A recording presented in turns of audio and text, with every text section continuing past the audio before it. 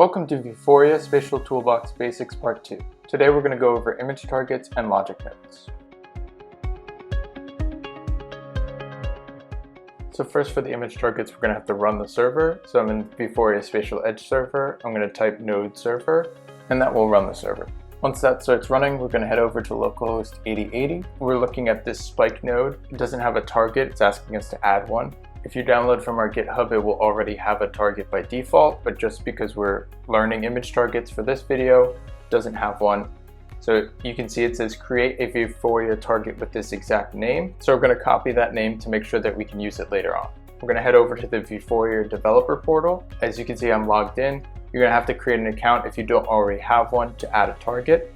We're going to switch from license managers to target manager.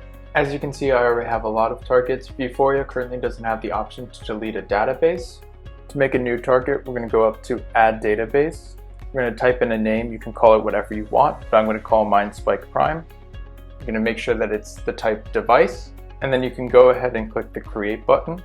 For me, I have try again because the database with this name already exists. But if you didn't already have a database with that name, you should now. We can go into this database and we're going to add target. So this is our actual image target. We're going to browse for a file. And once you've uploaded your image, you're then going to want to change the name back to what we copied from our localhost 8080. And you're going to want to input the width of the target. So mine is 0.14 meters. We can then go ahead and add our target. It will then take a little while to upload the target. But once it uploads, you should see your new target name along with the status that it is processing. It will have this status for a little while, but if you refresh the page, you can see that the status will change to active, as well as now there will be a rating for the image target. You generally want to aim for a 4 or a 5-star image rating. To then use the image target in the Spatial Toolbox, we're going to want to go to Download Database. Make sure the platform is Android Studio, Xcode, or Visual Studio, and then you can go ahead and download the database. It will take a little while to compile the database, but once that's done, you can see that there's a zip file that has been downloaded. So if we go back to our localhost 8080, you can see there's a place that says upload the target zip file here. We're just going to drag our zip file to that box. You can then also add the image from the image target into that drop zone, and you can see that it changes from add target to edit target. So that means we've successfully uploaded our image target and we're ready to use it. If you're using an image target that has nodes attached to it, so for instance the spike node, you would have to restart the server. So you would Control-C in your terminal and run node server again before you could use it properly. So here you can see we're in the app. We have that little blue box around our image. So as you can see, as I move my phone around, it remains on the image. We can go into our settings tab, go into found objects, and you can see that spike node is here, which means that is a found object. If you don't see spike node here, you should try and restart your app. As we switch into the programming tab, you can see there's a bunch of nodes that show up. These are the ones associated with the spike node. These won't show up with every image target. Currently, the only way we can use our custom logic blocks from our GitHub is to have an image target. So we're going to keep this target as we move on to the rest of the video to talk about logic nodes. To get to the logic nodes, we're going to want to first go into the programming menu. Once we're in there, we're going to want to drag out from the pocket. We don't want to open the pocket, just drag out from it. We can then resize the logic node as we would other tools or nodes, just by holding and pinching. We can then open up the logic node by tapping on the logic node. As you can see, we have 4 inputs and 4 outputs that are all color-coded. To add a logic block, we're going to want to go over to the pocket on the right-hand side. We're going to add the AND logic block and drag it into place. We can then tap on it and get a nice description of what the logic block does. You can then hit the back arrow on the right-hand side of the screen to return to the logic block interface. We can then make connections between the inputs and the outputs and our logic blocks just by dragging between the two. For this logic block, we're using the blue and green inputs and the blue output. So now if we go back to our programming tab and we open up the pocket, we can grab a switch. We can then size it and move it appropriately. We're going to utilize the free screen menu here so that we can have everything stop moving around. And then we're actually going to go back into the pocket and grab a second switch. I'm going to size it down and move it again. Then we're going to go back into the pocket one more time. I'm going to grab the value tool. So now we're ready to attach everything to our logic block.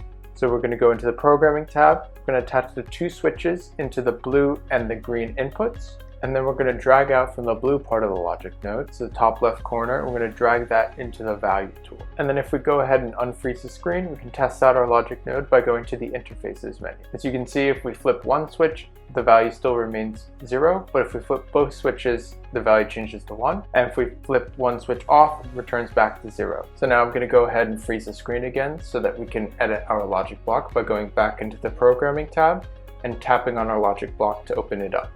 If we hold on the AND logic block, we can drag it over to the trash can that appears, and we can open up the pocket and grab the OR tool. So now the OR tool, we can connect back how we had the AND tool, and this should turn on if one or both of the switches are flipped. We test it out. With one switch, it's 1. With no switches, it's back to 0. And then if we flip both switches, it's still at 1. I'm going to freeze the screen again so that we can edit our logic block. So if we go back into the programming tab, open up the logic node, we can then drag the OR tool into the trash can as we did the AND tool. We can open up our pocket and we're going to grab the Invert tool. So in our GitHub, we actually changed the Invert tool. So it multiplies any number by -1.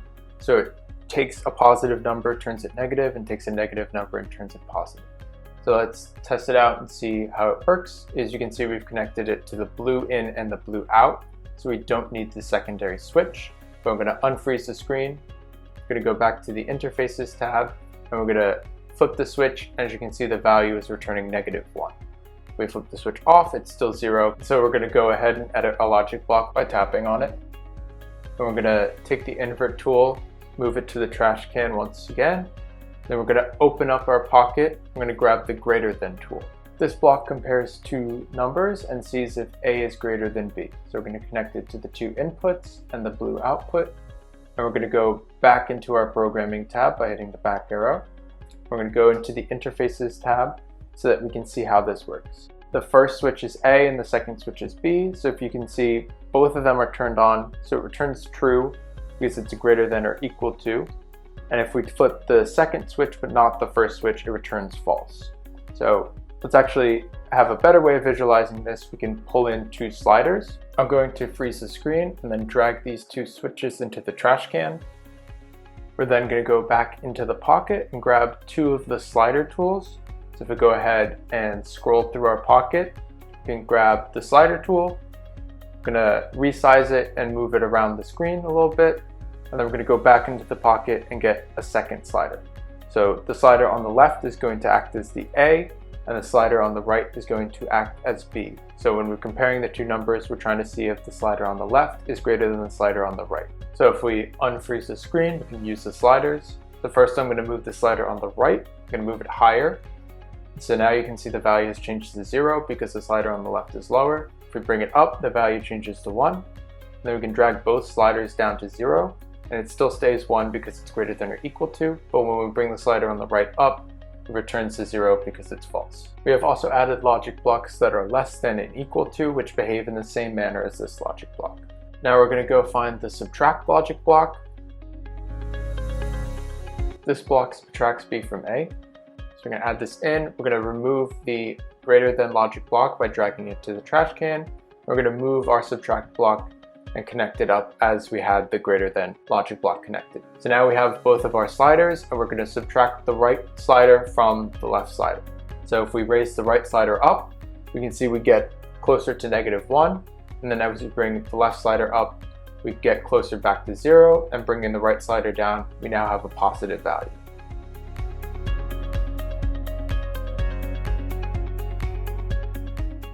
One of the other logic blocks that we've added is the if-else block. So if we go back into our logic block, we can drag in the if-else block. And so what this does is it takes two inputs and gives one output. The left input is a switch. So if it's true, it takes the right input and sends it through to the output. If it's false, it sends 0 to the output. So let's go ahead and connect this up.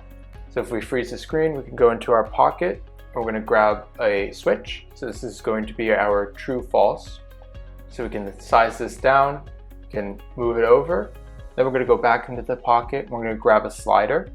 So this is going to be the value that we're going to try and send through this if-else block.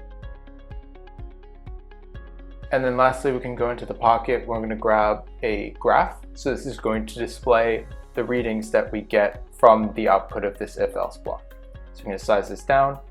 Now we can connect this all up. So if we go into the programming tab, we can drag the switch to the blue, the value to the green, and then drag out from the green to the graph.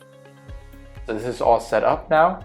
If we go back, unfreeze the screen, go into the interfaces menu, we can then see that moving the slider right now does not change the chart, but if we turn the switch on, it does change the chart as we move the slider. If we turn the switch back off, again, the slider has no effect on the chart, it just reads 0. And we can turn it back on, and you see the slider constantly updates the graph.